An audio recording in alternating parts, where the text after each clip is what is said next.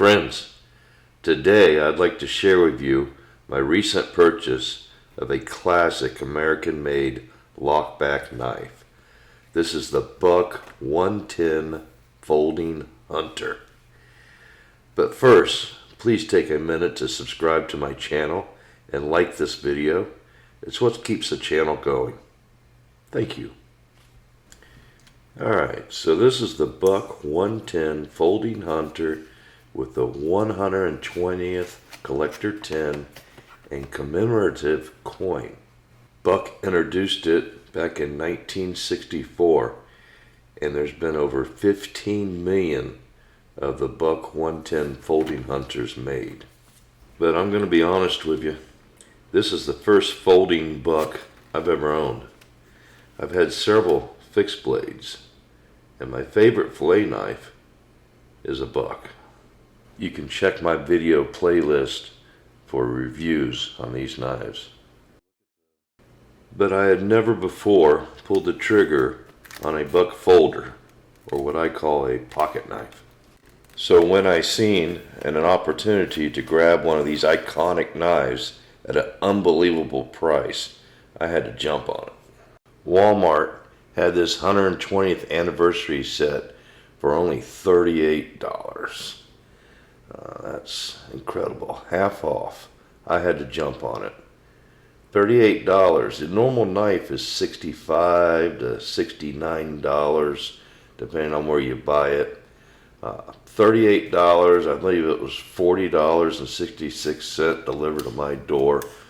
Unbelievable deal. I had to jump on it. I bought one. I wish I would have bought two. They're sold out now. But so you get the knife in this package here. By the way, this is my Spyderco Dragonfly 2, and it's a great knife. Check out my review on that knife. But yeah, you get it in this package here. It comes in the cheap Chinese-made metal tin. Comes with a Chinese-made coin, and this is the packaging label here for the collector tin. And so I guess old Hoyt Buck started making knives back in 1902, so 120 years. This must have came out in 2022, and so that should be the 120th year of Buck knives. That's how they're claiming that 120 years. But this knife came out, like I said, in 1964, and there's been 15 million of these produced. But this is the first time I've ever had my hands on one. And let me say, it is a large knife with a 3 3/4 inch clip point blade. It's substantially larger than your average EDC, and it's a lot heavier too, with the brass bolsters and ebony handle. It weighs in at 7.2 ounces. So it's substantial. It's in your hand. You can feel the weight right out of the box here. Quality seems extremely well, especially for this price point of a knife. Fit and finish, blade centering, the smoothness of the handle to the bolster. Everything about the knife just, it really surprises me, the quality of this knife. I think it's an attractive knife. It's still snappy, and like I said, you can barely feel the transitions. And if you look and you try to see the pins, there's one pin here. I don't know if you can see it. I'll try to get a good thing, but it really blends in very well, considering it's probably a different kind of material. And if you look here, there's 2 pins at the end, which you can just barely see if you get the light right. Now with the bolsters being brass, I'm pretty sure they're going to scratch up pretty quickly and lose their shine. Brass isn't a very tough material. And it's heavy.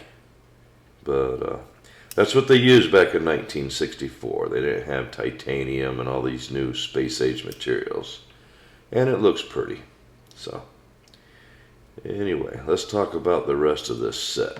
Alright, so the metal tin and the coin Comes with a little card in here celebrating 120 years of craftsmanship.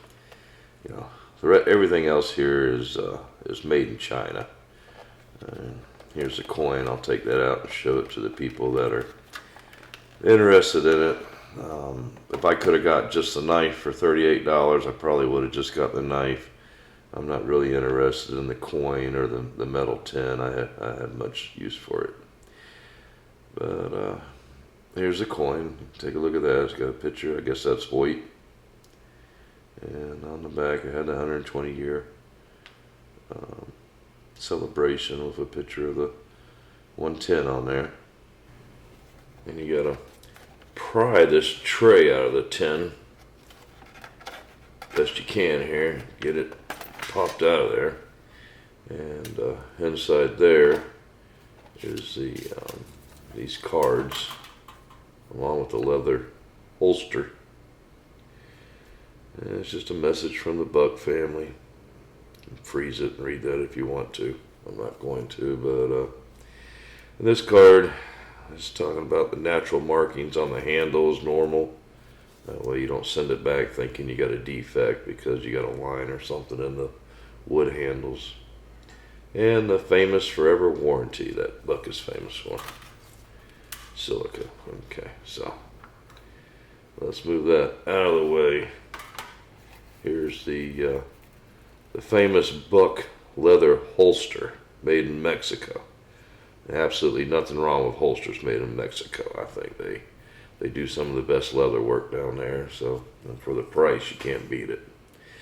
But I think more people have seen this holster than they've seen the knife. You go to 7-Eleven in the morning and you see all your tradesmen, the welders and construction workers and stuff like that. Well, if you grew up around the era I did, you've seen this holster on many of their belts. And what was inside is this 110 Buck folding hunter. And the sheath holds the knife nice and snug in there. Snap secures it in place. And doesn't appear to have any wiggle or any noise or anything in there. So doesn't appear to fit flipped around in the other direction. So it goes in there, tip down, snap secure. And the belt loop, you might have a problem wearing that in. There's no drain hole at the bottom. But I don't know, not a bad looking leather pouch. Like I said, seen millions of them on people's sides over the years. Alright, that's it on this stuff. Alright, let's get back to the knife. Alright, starting with the blade. We have a 3 3/4 inch clip point with a nail notch. This is designed to skin and process large game. It's got a blade thickness of 0.12 inches and it is a hollow grind. So that is very thin behind the edge and it makes for a very slicey knife, but it has a nice strong backbone. Buck makes this knife using 420 HC steel. That is a high carbon stainless steel. And Buck does an awesome job with the heat treating on this knife.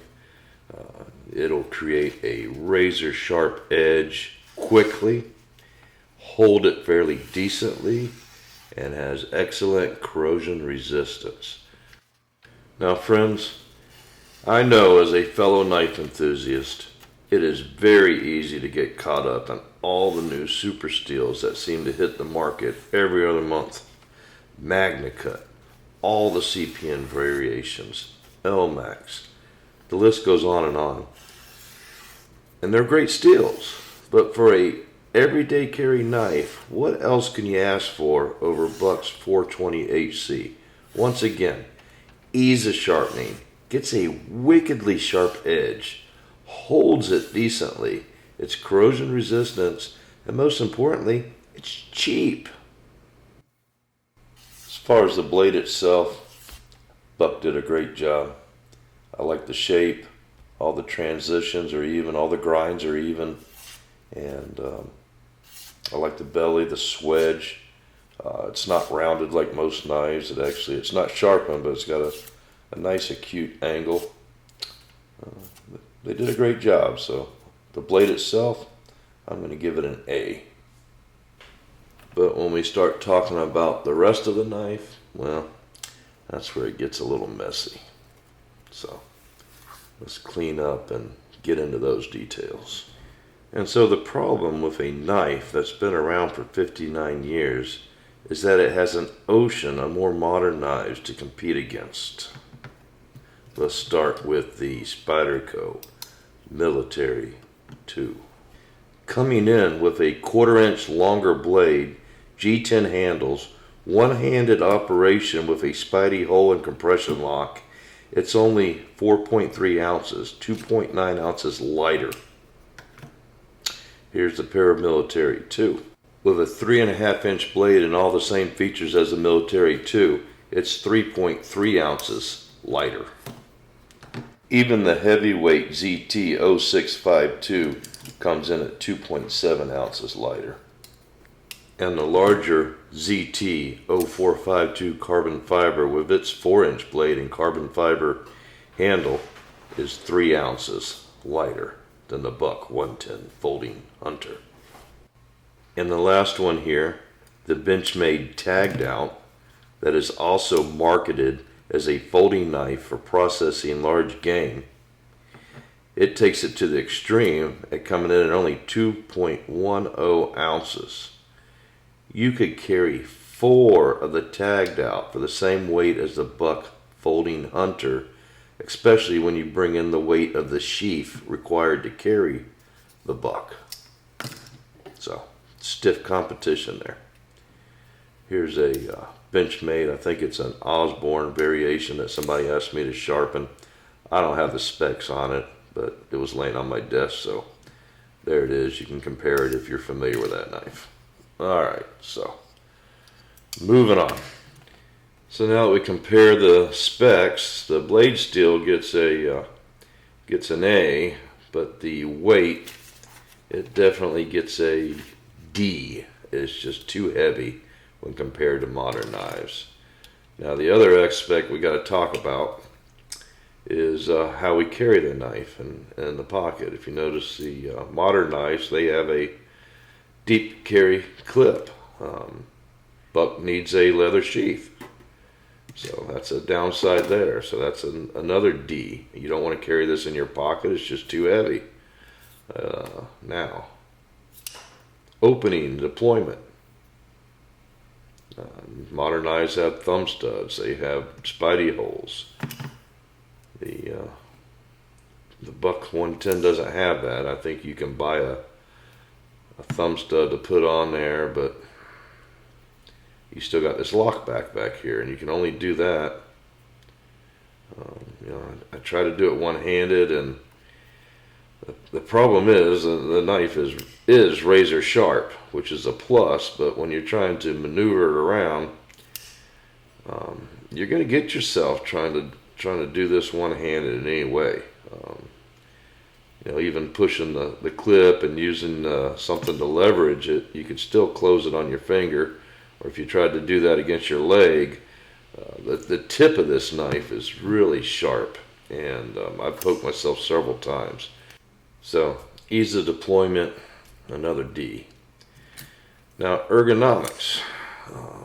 Handle shape, it's great. I mean, it's every bit as good as the ZT, which is got a great handle.